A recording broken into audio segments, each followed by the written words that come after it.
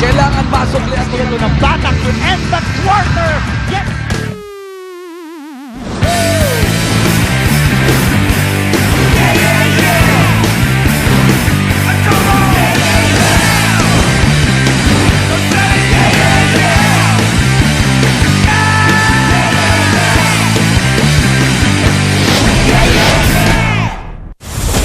Another exciting week of basketball is about to come to a close. Pero bago yun, tayo ay mananatili dito sa FilOil Flying V Center para sa ating pangatlong laban ngayong Biyernes dito sa Season 92 ng NCAA 10 kulay, isang laban. Maghaharap sa ating main event ang number 1 ranked team sa kasalukuyan, ang Adamson University Chiefs, at ang defending champions, Colegio de San Juan de Letran Knights, sa isang napaka-importanting bakbakan to close out another explosive week of basketball dito sa Season 92, and it's all seen live on SNA, sa SNA HD, sa Sky Cable Channel 166, all over the world sa pamamagitan ng The Filipino Channel at sa pamamagitan din po ng live streaming sa sports.abs-cbn.com. Mabuhay Pilipinas! Ako po ang inyong lingkod, Anton Rojas, and it is with great pleasure that I welcome with us today a man who is now officially part of the two in a day club, Migs Bustos. Coach Migs, first of all, congratulations. Great job. You're doing your second game today. At maganda ating bakbakan ngayon, Arellano versus Letran. Hi Anton, magandang hapon sa'yo. And of course, thank you for welcoming me to this prestigious club that we have. Pero syempre, it's a judgment day today sa NCAA. It's the third game. Kanina, JRU versus Perpetual in a double overtime victory by Perpetual. San Beda naman with a crucial game, crucial win that they had today. Pero ito, the number 1 team kontra defending champions, Anton. It's another gonna be a crucial game dito sa ating judgment day. Out of the 10 teams, 6 na kupunan na lang ang nananatiling in the running sa Final Four, at mapapanood natin ang defending champions who are actually at the bottom of that group of 6 teams remaining in contention of the Final Four. So, importanteng laban ito para sa kupunan ni Coach Jeff Napa. Importante talaga, Anton, because it's crunch time para sa parehong kupunan. Looking ahead in their future games, Arellano still has JRU, Mapua, and San Beda na kanilang kakalabanin. Ang Letran naman, with the 2 games after this game, it will be Mapua versus EAC. Of course, EAC has proven us this season na they're a tough team to beat, and Arellano is not yet safe, Anton, at the pole position right now, or a twice to beat advantage, because at the 4-game stretch, siguro for them to secure that twice to beat, baka 2 o baka 3 man lamang sila para kahit paano makapag number 1 sila. And Letran right now, mathematically, Anton, it's still possible, but they cannot lose any more games, because if the teams above them go up with 11 wins, for sure, knockout na sila. The Letran Knights want to duplicate the feat that they achieved in the first round, and that was when they defeated the Adamson University Chiefs. 3 beses pa lang natatalo ang kupunan ni Coach Jericho Diniera this season, and one of those losses happened against the team of Coach Jeff Napa. Well, dikitan talaga ang labanan nito noong first round. It had 6 deadlocks and 13 lead changes. Alam mo, lamang lang ng isa ang Letran to start the 4th quarter, but it was Bakjur Luwib who provided that exclamation point halfway through the 4th with that dagger 3, at hindi na nakadikit ang Arellano noon with that 10-point victory kontra Letran. He had 17 points, 3 rebounds, and 3 assists. At isa siya, Anton, sa mga 5 players who scored in double figures for Letran. Stingray had 22, Balanza had 12, Calvo with 11, and Pong Quinto had 10. No, Anton, even though Arellano had 24 big offensive rebounds, hindi ito naging sapat para sa Chiefs, and they suffered their first loss of that season. But they got back on the drawing board after that loss against Letran, winning 7 straight games, led of course by the bus driver Giovanni Halon, bago matalo for the first time since July 22 sa Perpetual. Pero sa kanilang huling laban, naka-bounce back sila kontra sa LPU, and it was Giovanni Halon in the 4th quarter that really led the way. 15 4th quarter points, including a clutch turnaround basket. This move right here that created separation para sa kanyang kupunan. Alam mo, Giovanni really playing inspired basketball. Dahil nga sabi nga niya, minsan lang manood ang kanyang pamilya from Cagayan de Oro, and talagang he paved the way. 15 points in the 4th, 7 out of 8 field goals din nung final quarter, at naunahan na ni bus driver itong si Stingray sa league leaders, Anton, ng scoring natin just by 0.1. So 21.1 points per game itong si Giovanni Halalo, at bukod dyan, Gio leads the league in steals and assists, scoring 7.2 assists per game. At paano ba naman hindi hahanga dito kay the bus driver? This was the 3rd game that he scored 30 plus in this season 92. Season high nga itong 33 ni Giovanni Halon, the second time in the second round na naka 33 points si Giovanni Halon. At nakausap natin si Coach Jericho Duniera before this game, and he says he's surprised na number 1 ngayon ng Arellano University. Well, of course, with Arellano University, they are in the right track. Coach Jerry really predicts that they are where they want to be, pero syempre just for them, it's just really important for them to close out the remainder of the second round. Hindi man sila umabot sa Final Four nung nakaraang season, nagnanais sila makabawi dito sa season 92. Ngayon, ang Letran, they did not start the second round on a good note. 3 straight losses, but they turned things around, winning their last 3 outings. And Ray Nambata also led the way para sa kanyang kupunan in the 4th quarter, scoring 10 big points. Of course, 26 big points para dito kay Stingray kontra Perpetual with 7 rebounds. Alam mo, he's really taken the role as the lead guy for Letran Knights. Sabi nga niya at the start of the season na talagang nag-iba na talaga Anton yung depensa sa kanya ng mga kupunan. Of course, with the departure of Kevin Racal and Mark Cruz, but despite that, he's one of the league's leading scorers with 21 points per game. Now, Anton, he needs the help more than ever. It doesn't matter if he scores 20 plus per game, pero ito nga, kailangan nga niya talaga ng tulong dito mula kay Nabongki, who scored 12 last game, Soliano with 11, Balanza with also 11, and McJur Louis. They have to contribute to make this last Final Four push.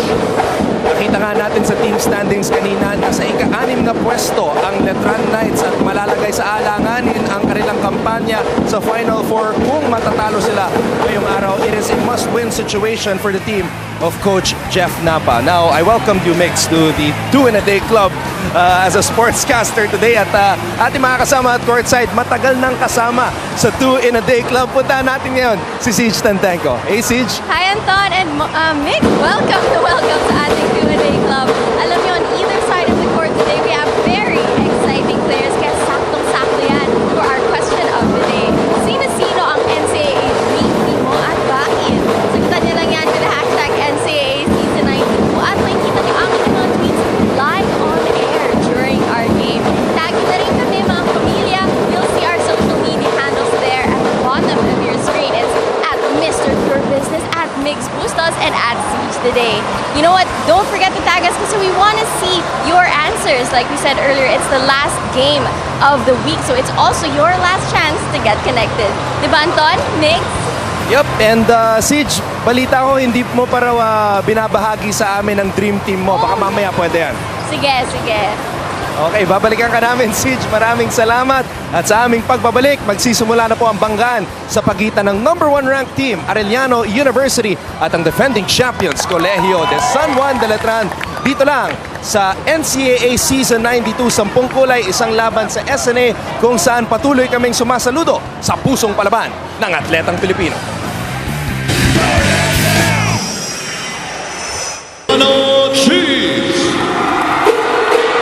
Forward number 5, Brian Mecca.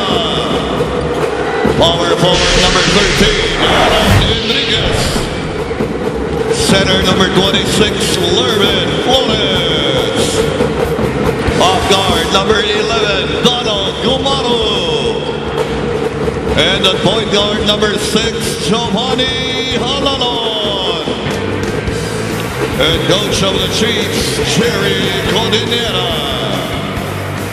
And now the starting 5 of the defending champions, Colegio de San Juan de Letran Knights. Power forward number 5, John Soliano. Forward number 7, Jerick Balanza. Center number 18, Gio Ambohon. Point guard number 11, Maui Bernabe. And the on guard number 6, Ray Nambata. And coach of the Knights, Jeff Napa.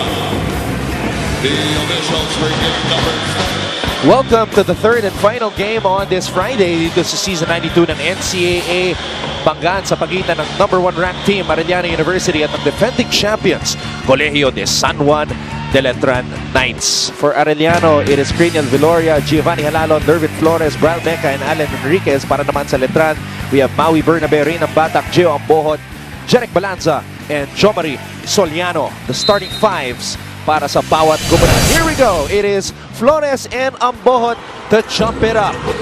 Unang possession, mapupunta dito sa Arellano University. Halon, umikot, tumira, kapos. Flores with the offensive rebound and the basket. Well, not giving up. Gong Flores providing the first points para dito naman sa Arellano. They get the ball back. Brad Mecca with a steal and the basket. Mainit na simula para sa Arellano University. Wasting no time, pedal to the metal kagad, Arellano University. They know that this is a very important game for them to secure that top spot dito sa ating NCAA. Numero 1 sa steals, ang kupunan ni Coach Jerry Codinera. Very active defensive team. And this is one of the guys that Coach Jerry Codinera is worried about, makes Jeric Balanza.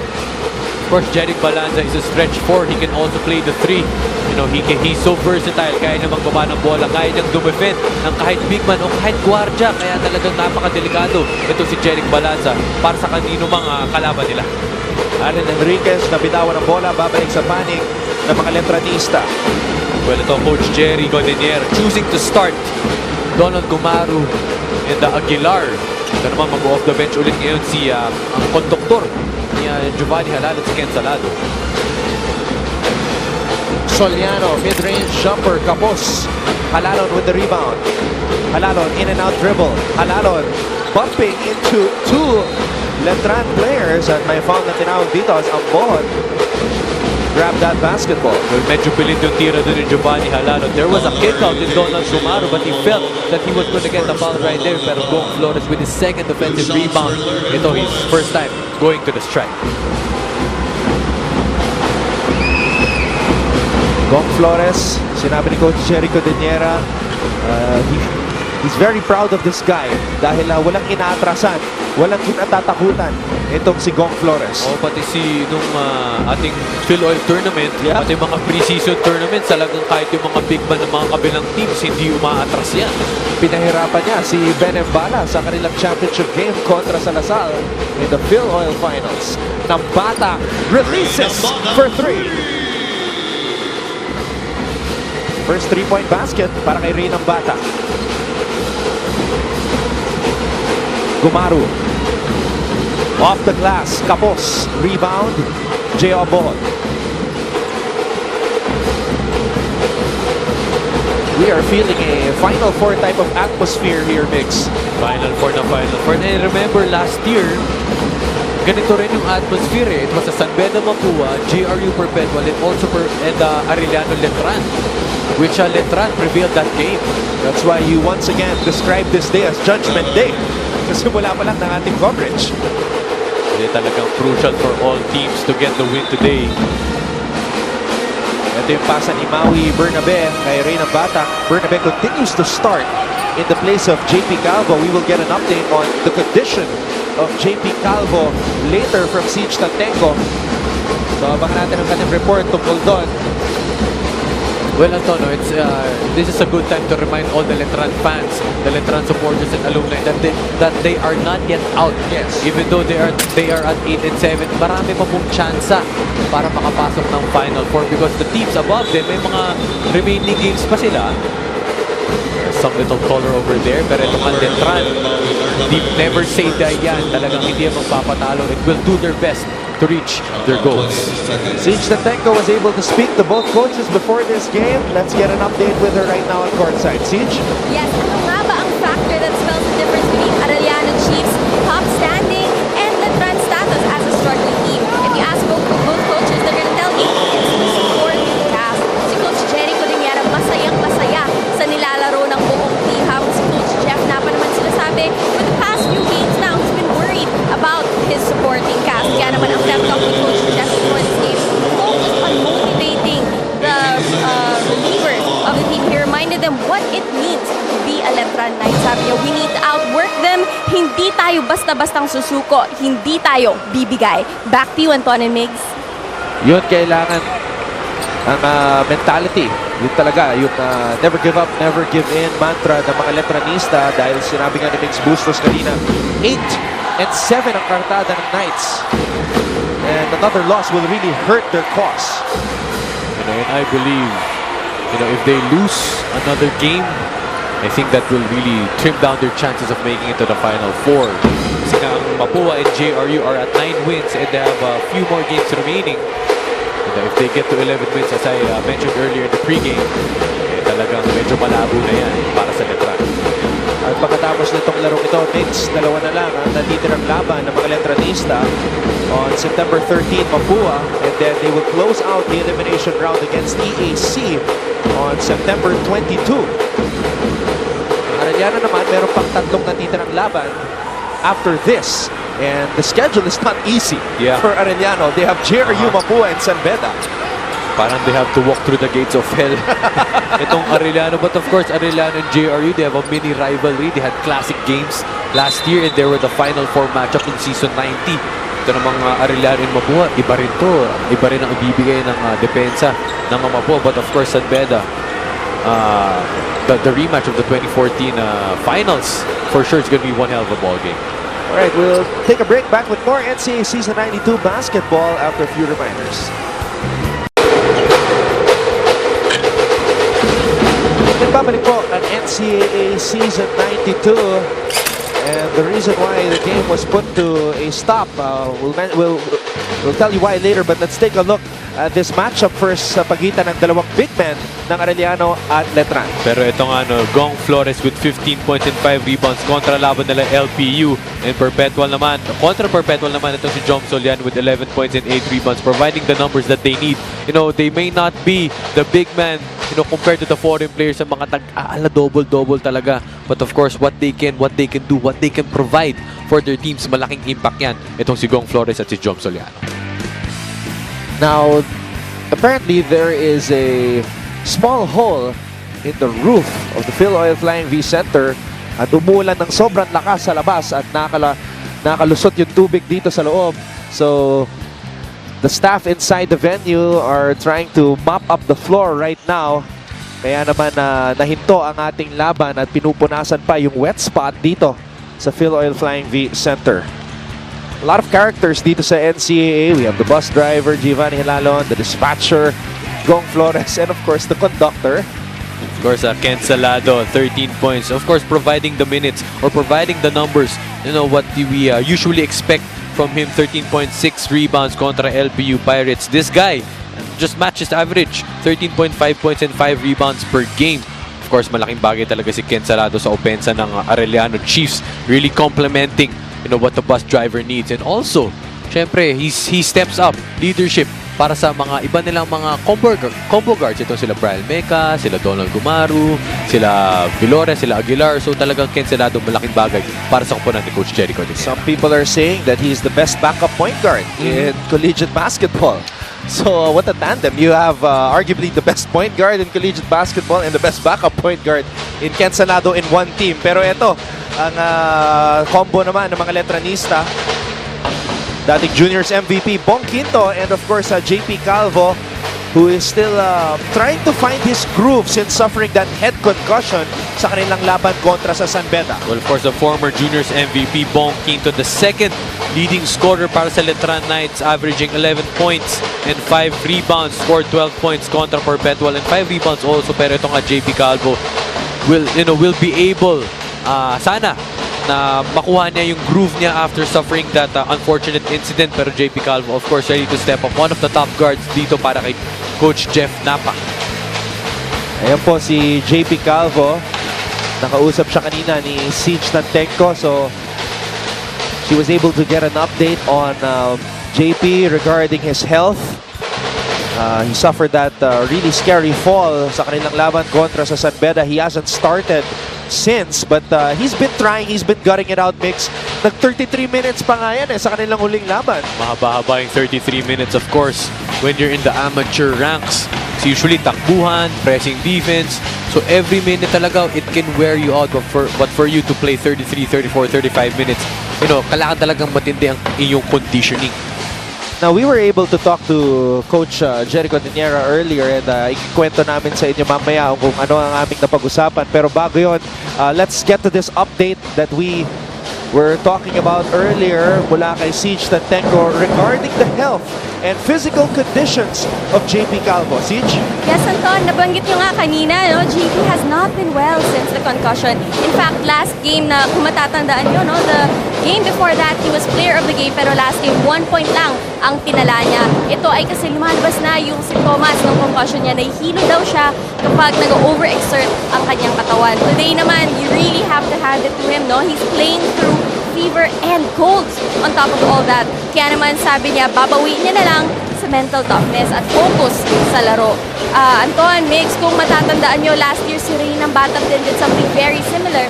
He played through back pain, stomach pain, lagnat, lahat na. And ganitong-ganito yung klase ng player na hinahanap ni Coach Jeff Napa. I asked him, how would you describe a player like JP Calvo? Ang sabi niya, he's a warrior. Back to you, Anton. Maraming salamat, Siege. Naalala ko tuloy yung Instagram takeover ng ating kaibigan si Andre Felix kung saan in-interview niya si Ray ng Batak, tinamaan sa labi. So, pinaalala lang sa atin ni Siege na Ray ng Batak went through something similar last year. Yung lahat na lang ng malas nangyari sa kanya. Oo. But in the end, he still ended that season as a champion. Well, of course, syempre para sa ating mga manlalaro, you have to play through the pain, you have to play through all the challenges. Diyan masusukat ang iyong determination, diyan masusukat ang iyong puso. Syempre with like a Ray ng Batak dito sa Letran, you know, there's no more tomorrow para sa kanila this season. And syempre, kung sino man mga player ang nakakaranas sa mga similar situations, kailangan talaga, you have to play through.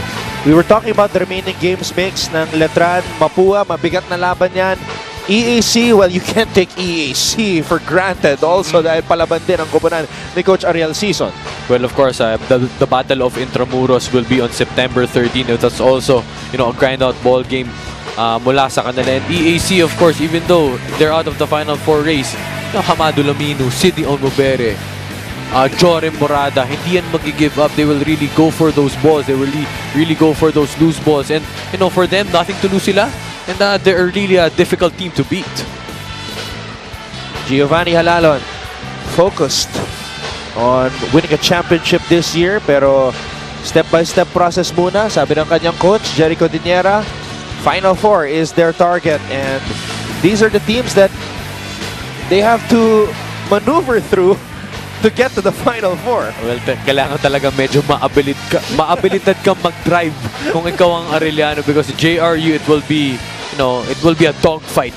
You know, they went to double overtime last year kontra Mapua naman.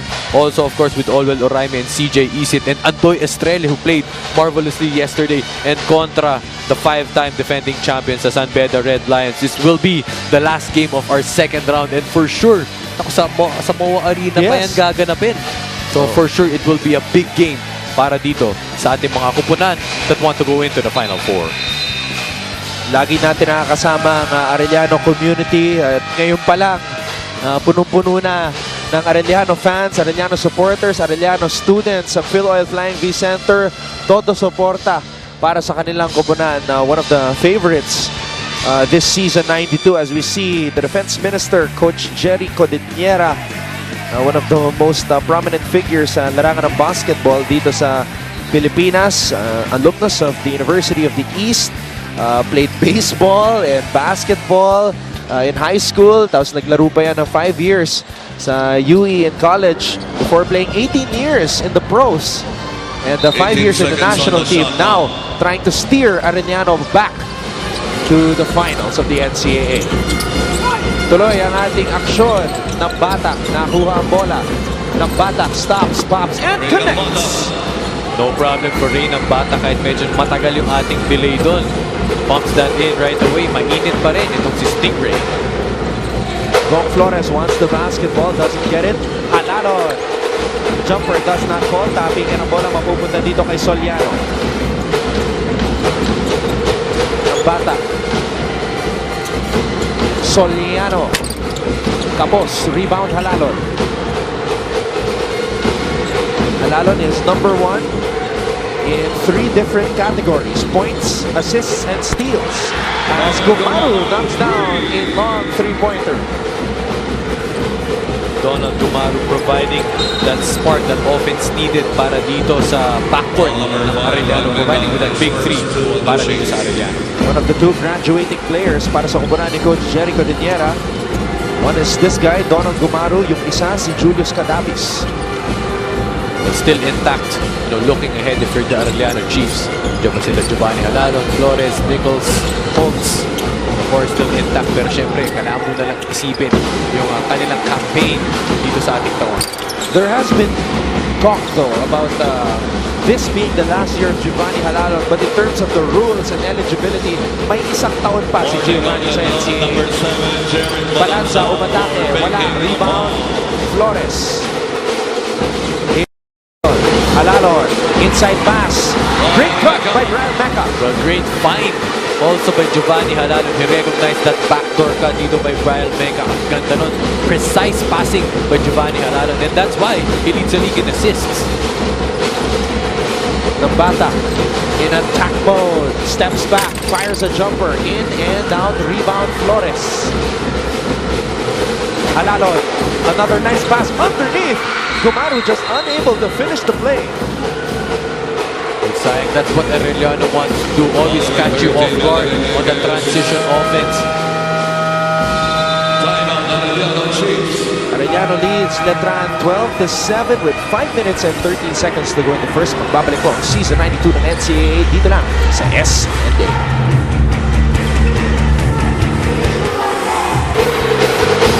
Balikan natin itong napakagandang pasa ni Giovanni Halon kanina sa pag-cut ni Brian Mecca sa ilalim, puntos para sa Adamson University.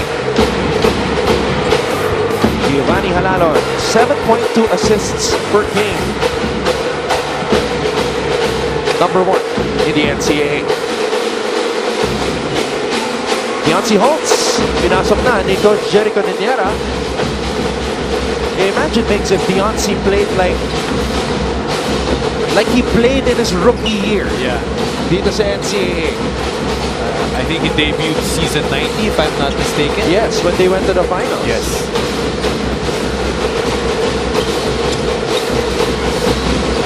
Soliano, binigay dito kay Quinto. Tapos, rebound Halon. Halon, umatake. Halon, too strong off the glass. Rebound Soliano. Calvo, pinasok na ni Coach Jeff Napa. Kapos ang kanyang unang tira. Gumaru throws it out. A steal by JP Calvo. And Calvo will make the easiest basket of the afternoon. Well, back and forth itong Letran and Arellano, not really giving an inch. Talagang gusto nila na makuha yung bola sa isa't isa. And parehas na kupunan din na pinupush inside, going aggressive towards that basket. Gumaru with a much bigger defender on him. It's Bong Quinto. Gumaru shoots from way out. Tapos. Not leaving an option there for Arellano. Great for Letran rather. Not leaving an option for them to move their offense as they get the ball back. Jeff Napa, also a very successful coach and player na naglaro para sa National University. And 3 juniors championships with the NU Bullpups in 6 years. Well, ever since it took over in 2011, season 71, the rookie, he also handled sila Prince Rivero. Oo. Diba? Exhibiting, if I'm not mistaken, Yes. also. Of course, mga top players na ngayon sa college division. Etoy Salado is able to score on the break. Kakapasok lang. Itong si Salado, nakascore na agad. Alam mo, itong Arellano siguro, ito lang yung bus na hindi diesel. Unleaded eh. Parang pang racing. Ken Salado, unang-unang pasang palag sa ball game. Rumagasa agad with his first 2 points of the ball game. Quinto, nabitawan ng bola. Hands it off to Calvo. Throws it away. Halon, binigay kay Salado. Salado could not get to that basketball. Sayang no, Salado had that look. Even though overthrown yung pasa ni Halon, parang makukuha niya eh. Sa bilis ni Kentoy Salado. As we can see on this replay, no problem for him. Even though si Felix Apreco pa yung trailing dyan. Kumpiyansa, Kentoy Salado, the conductor for Arellano. Calvo with a crossover. Binigay dito kay Quinto. Quinto, umikot. Tumira, sumalpal ni Gong Flores. Balik ang bola sa panig ng Chiefs. Timeout muna tayo with 2 minutes and 49 seconds to go in the first. Magbabalik ko ang Season 92 NCAA. Friday, all the lovely ladies are in attendance to check out this very important matchup sa pagitan ng Letran at Adamson University. At kitang-kita natin sila dito sa ating Smile. You're on cam. Racing, paano ko ba naman hindi mapapangiti dito eh, talagang napakainit ng aksyon dito sa FilOil Flying V Center. At nakatutok sa bahay ngayon si Coach Hammer, Martin Antonio, who says that if Deoncy was 30 pounds lighter, he'd be a great wide receiver sa football. Talaga si Hammer, talagang very diverse. Hindi lang pang basketball, football, pang volleyball din, Coach Hammer. Salado throws it away. Apreco grabs that loose ball. Calvo slowing down the pace. Calvo binigay dito kay Macjor Luib. Macjor throwing the ball away. An overstage that pass, kala niya maabot dito ni Bong Quinto. Miscommunication right there. Sabi nila sa isa't isa, okay lang, bawi na lang tayo. 3 turnovers each for the Chiefs and the Knights. Salado will take the ball down para sa kumpanan ni Coach Jericho Liniera. Holtz wants it underneath. Deoncy Holtz too strong off the glass. Calvo kontra Halon. Dito, inaatrasan ng depensa. Fade away. Binigay dito kay Soliano. Baseline J. No good. Halon with another rebound. Ibang galaw nitong si Giovanni Halon ngayon. He's in playoff mode right now. Playoff mode talaga, wasting no time and really finding the guys who are open. Kita nga niya putting to the middle. Ken Salado, good assist there by Giovanni Halon.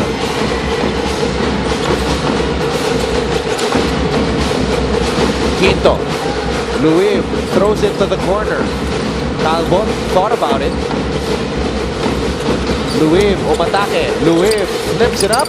No go. Tapping ka na bola. Holtz. Binigay dito kay Halon. The transition defense of Letran, kailangan ma-improve yan. That was the second straight fast break by Arellano na si Felix Abrego lang ang nakababa. So syempre just for the guards of Letran, kailangan double, triple the effort para mabantayan itong opensa. Ang running offense ng Arellano Chiefs. Soliano, multiple moves in the paint, just unable to get that shot to fall. Soliano, panibagong pagkakataon. Si Cadavis ang nakatao sa kanya. Soliano, binigay kay Macjor. Luib, no. Holtz with the rebound. Can't buy a bucket itong Letran, and Arellano is doing a good job of crashing those boards. Halon with a crossover. Not coming up bola. Calvo with great defense on Giovanni. Vinoria shoots over Luib. Tapos. Rebound, Calvo. And Salado preventing Calvo from running up the court, giving up that foul. That was supposed to be their last shot of this quarter kasi ubusa nga ang shot clock. Pero for Ken Salado, not a good judgment for him kasi penalty na sila. And you will send Letran to the foul line, pero ang Arellano naman will have the chance to get the last shot of the quarter. Shots for JP Calvo. JP Calvo, as reported by Siege Nantenko, lumalabas yung sintomas ng kanyang head concussion sa tuwing siya ay tumatagal sa hardcourt, pero patuloy pa rin siyang lumalaban para sa kanyang kubran dahil napaka-importanting yugto ito ng kanilang tournament. They'll have to win today because another loss makes really hurt their chances of defending their crown. And I think it will permanently hurt para dito sa Letran, but for them, that's not an option. They're playing with nothing to lose according to Coach Jeff Napa. And just for them, lalabas na lang din sa laro. Calvo in and out on that shot. Holtz with a rebound. 6 seconds to burn. Ken Salado. Good foul to give para dito kay Macjor Luib dahil wala pa naman sila sa penalty. That will give them time to set up their defense and prevent Arellano from making a good shot.